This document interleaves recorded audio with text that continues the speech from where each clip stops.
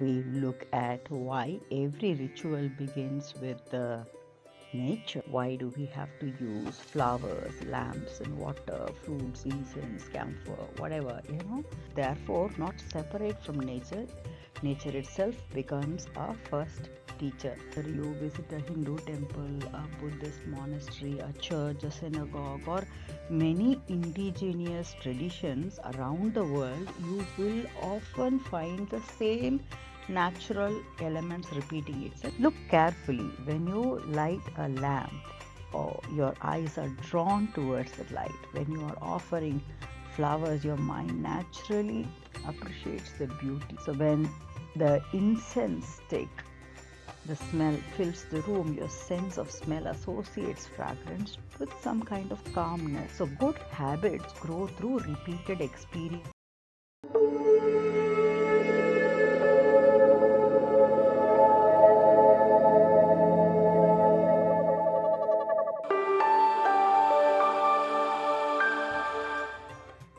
Om Namah Shivaya, Om Namo Narayanaya, Jai Shri Ram, Om Shri Matre Namaha. Welcome back to the Clay Studios oil painting vlog number 97 of Sri Vishnu Sahasranamavali. This is the painting that follows the principle of calligram or micrography, using which the 1000 names of Sri Vishnu have been painted.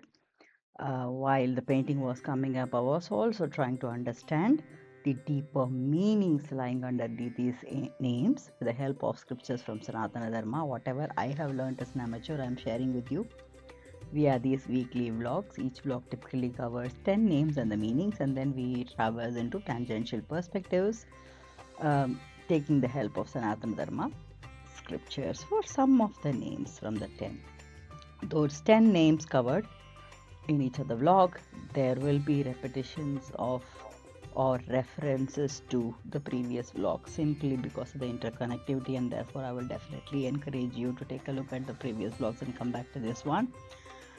More deeper you understand and interpret and debate on the topics, the more helpful it is for your personal growth and professional growth as well. That's what I have experienced, and I hope you experience the same. With that, let's get on with the plan for today. Is to go over names starting with 951 up to 960, and then we look at why every ritual begins with the nature. That's a very interesting question to look at. So without much ado, let's get on with the plan for today. So 951st name is Om Ādhāranilayāya Namaha, means the abode of basis, or he who is the basis of the 5 elements of nature. This is what we are going to look at in a short while from now. So let's move on to 952. Om Dhatre Namaha. Brahma, the creator, is also referred to as the Dhatre, or he who drinks all beings at the time of deluge, or he who is the only only one, or the ultimate basis of all, is also other 2 perspectives of this name, Dhatre Namaha. 953 is Om Pushpahāsāya Namaha. Hasyam is laughter. Pushpa, I am guessing that it's a flower. So let's now look at the meaning, putting that together. So whose laughter manifests as the blossom of flowers, he who opens like a flower at the time of the primal creation, is another perspective. 954 is Om Prajagaraya Namaha. Refers to always wakeful in everything, or he who is always awake. 955 is Urdhvagaya Namaha. He who travels upwards. Urdhvam is going upwards. So he who travels upwards, or he who is above everything, is also another perspective. 956 is Om Satpathācārāya Namaha. One who forms into the good habit of all beings is a perspective for this name. or he who adopts good deeds prescribed by him. It's another perspective to this name. 957 is Om Pranadaya Namaha, the life giver, or he who gives life. I think it means the same. 958 is Om Pranavaya Namaha. Pranavam is the Pranava Nadam, referring to the sacred sound, the sacred word or sacred sound rather. Om. He who is Om is also another perspective. So maybe he is related to the sacral sound, or he himself is the sacral sound. 959 is Om Panaya Namaha, referring to the cost of everything, or he who accepts all offering to him and gives rewards. That's another perspective. 960 is Om Pramanaya Namaha.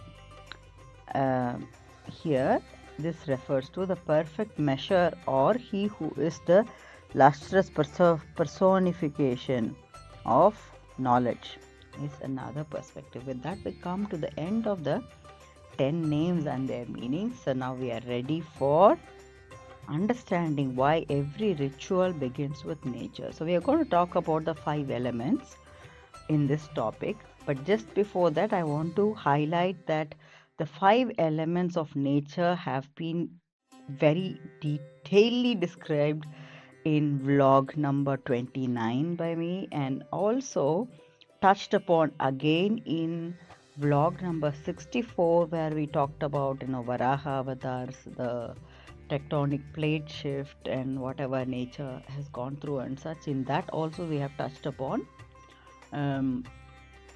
the avatars reasoning behind why out of all the elements and such. So we have actually taken 2 different dimensions to this understanding this concept before repeating again vlog 29 or vlog 64, that you can always go back to and take a look at to understand it in depth.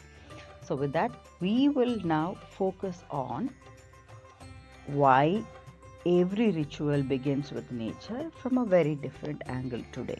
Yeah. So we explore 2 profound names from Sri Vishnu Sahasranamavali that we have checked out from the 10 names today. That is Ādhāranilayāya, the one who is the foundation of all existence, the abode of all 5 great elements of nature. And another name, that is Satpathācārāya, that is the one who established the beings on a path of noble conduct or good habits. We are going to look at these 2 names. At a first glance, if you look at these names, they seem to be unrelated. It looks like they are different from each other, but together they answer a very important question that many young people ask today. Why do we have to use flowers, lamps and water, fruits, incense, camphor, whatever, these elements in worship? And this is something that you could have seen in many traditions. So this is what the youngsters ask: isn't God beyond all these things? The answer is simple. You're right, God may not need them, but we do. Everything in the universe, including our own bodies, is composed of the Pañca Mahābhūtas, that is the 5 great elements. What is it? Earth, water, fire, air and space. And in Shrimad Bhagavad Gita, Canto number 7, verse 4, the Lord also reminds us that Bhumi Rapo Nalo Vayuhu Kammano Buddhirevacha Ahankara Iti Yamme Bhinna Prakriti Ashtada.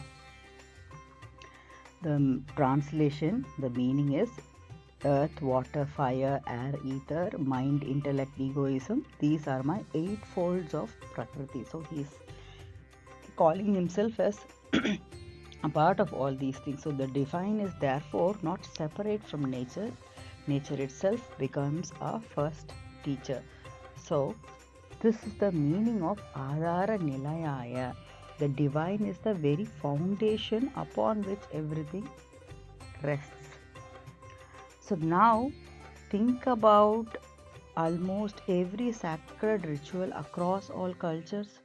Whether you visit a Hindu temple, a Buddhist monastery, a church, a synagogue, or many indigenous traditions around the world, you will often find the same natural elements repeating itself in different variations. There is water, there will be light in the form of lamp or candle, there is flowers and fruits and fragrance and incense sticks and whatnot, and there is also sound. Through bells and whatnot. So why? Because rituals were never designed only for God. They were designed for our senses in a way. So look carefully. When you light a lamp, or your eyes are drawn towards the light. When you are offering flowers, your mind naturally appreciates the beauty. So when the incense stick, the smell fills the room, your sense of smell associates fragrance with some kind of calmness. When a bell rings or a mantra is chanted, your hearing becomes attentive. When you receive a prasada, your sense of taste is included in the gratitude. Every one of your 5 senses participates in this action. So modern day neuroscience tells us that habits are not built merely through thinking, they are reinforced through repeated sensory experiences. So the more senses involved in a practice, the stronger the memory and behavioral association become. Thousands of years ago, our sages may not have used the terms like neural pathways or multisensory learning and such, but they clearly understood this principle. So good habits grow through repeated experiences involving the whole person or persona. So this is where we encounter the second name, Satpathācārāya, the one who establishes us on the path of good conduct. Notice something important. Sanatana Dharma rarely teaches us values only through lectures. Instead, it creates rituals. Every morning when you wake up, you light up the lamp, offer flower, water, and sit down quietly, expressing gratitude and chanting, reflecting. These repeated actions gradually become repeated thoughts. Repeated thoughts become repeated behaviors. Repeated behaviors become character. Character shapes destiny. So today, behavioral scientists call this habit formation. James Clear in Atomic Habits speaks about how small daily actions compound over time. Neuroscience explains that repetition strengthens neural circuits. Sanatana Dharma embedded this principle into daily life 1000 years ago, not through self-help books, but through simple rituals involving nature. Unfortunately, many people today have inherited the rituals but forgotten the purpose behind them. So the lamp becomes a decoration, and then we have to just get some flowers or do some mechanical mantra chanting and such. But when we understand the symbolism, the inner meaning, everything changes. The lamp reminds us to become a source of light. The flowers remind us to cultivate the beauty in thought and action. Water reminds us to remain that level of humble and adaptable persona that you can be. The fruits and offerings remind us that every action eventually bears a fruit or result. Incense sticks or camphor, whatever the smells, good smells that we also offer reminds us that a good life leaves behind a beautiful fragrance in the society even after we are gone. Suddenly, every ritual becomes a lesson in living. So this is why these natural elements are so important. They are not offerings to satisfy God. They are tools to educate the human mind. Perhaps this is the hidden genius within Sanatana Dharma. Instead of separating spirituality from everyday life, it transformed the ordinary natural objects into lifelong teachers. So the next time you light a lamp or offer a flower, remember this: you are not simply performing a ritual. You are training your senses, you are cultivating your habits, you are shaping your character. And that is Ādhāranilayāya, that is Satpathācārāya. And perhaps this is why the greatest temple is ultimately not made of stone, it is the human mind, gradually illuminated through daily practice. I hope you found this interesting. Please do share your thoughts in the comment section. Until we meet in the next session, stay blessed, stay happy, stay healthy, and stay motivated. Thank you. Bye-bye.